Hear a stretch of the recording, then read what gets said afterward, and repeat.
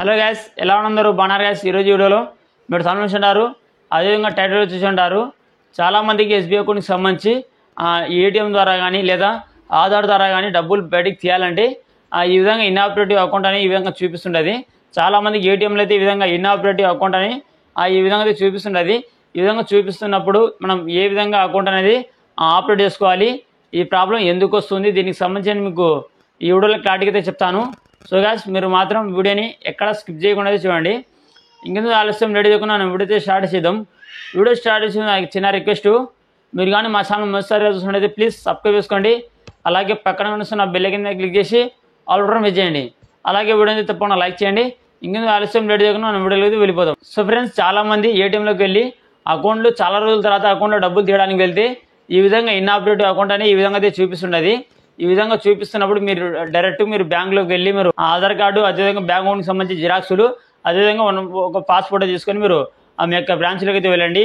వెళ్ళిన తర్వాత అక్కడ వచ్చేసి ఒక కేవైసీకి సంబంధించి ఒక ఫామ్ అయితే తీసుకోండి.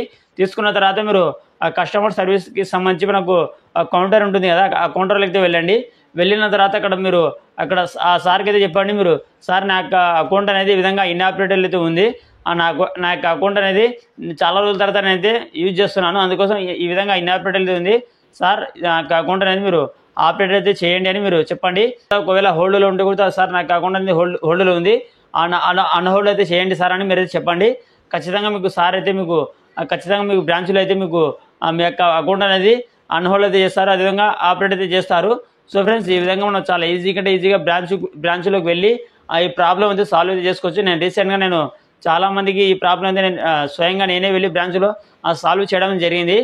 సో ఫ్రెండ్స్, ఖచ్చితంగా మీరైతే ఈ ప్రాబ్లం అయితే ఈ విధంగా సాల్వ్ అయితే చేసుకోవచ్చు. బ్రాంచ్లో అకౌంట్ అనేది ఆపరేట్ చేయగానే వితిన్ 1 minute లోపు మన యొక్క అకౌంట్ అనేది యాక్టివేట్ అయితే అవుతుంది. డైరెక్ట్ మీరు ఏటీఎంలోకి వెళ్ళి మీరు ఆ డబ్బులు అయితే విత్డ్రా చేసుకోవచ్చు. 24 hours టైం అయితే పడదు. మనకు వితిన్ 1 minute లో మన అకౌంట్లో నుంచి మనకు డబ్బులు అయితే మనం తీసుకోవచ్చు. ఎటువంటి టెన్షన్ అయితే ఉండదు. డైరెక్ట్ మీరు బ్రాంచ్లోకి వెళ్ళి మీ యొక్క అకౌంట్ అనేది ఆపరేట్ అయితే చేసుకోండి.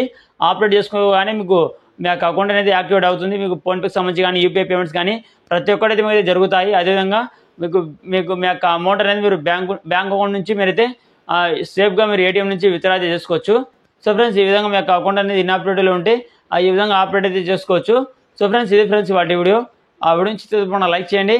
అదేవిధంగా మరిన్ని మా ఛానల్ కంపల్సరీ సబ్స్క్రైబ్ చేసుకోండి. Thank you for watching.